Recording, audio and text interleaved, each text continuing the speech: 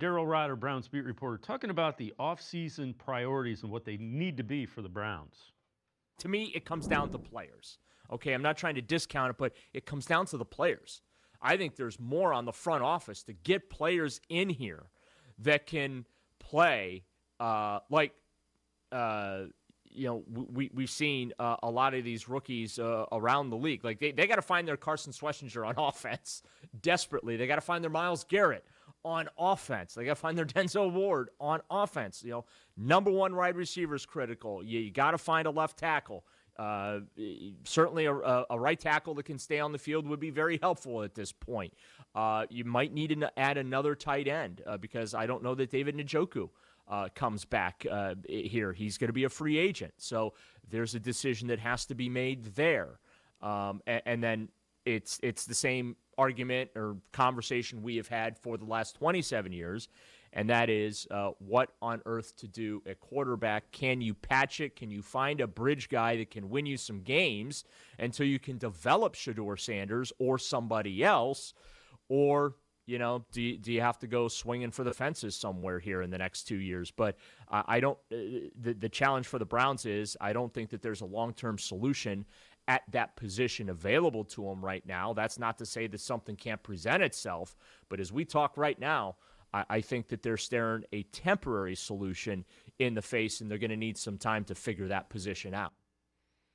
Yeah, Tom, the bottom line is that offense needs a lot. I mean, Kevin Stefanski told you what he thought of the offense when he brought Tommy Rees with him. Right.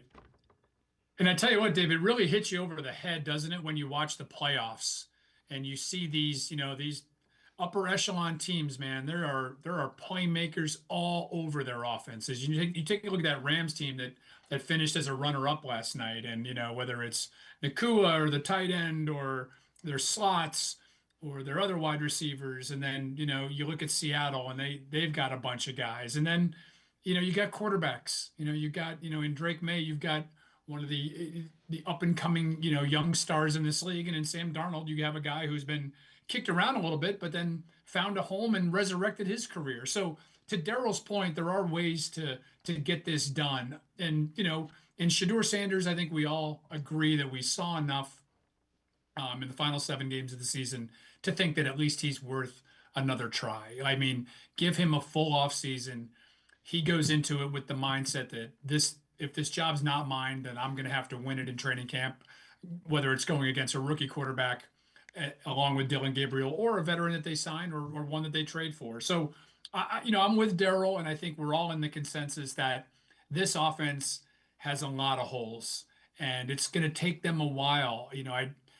Everybody wants kind of the quick fix here, and I don't think that's coming. I think it's so hard, and I know there's been other situations where teams, the Patriots, for instance, where you can go from 3-14 to making the Super Bowl, but a lot has to go right for you.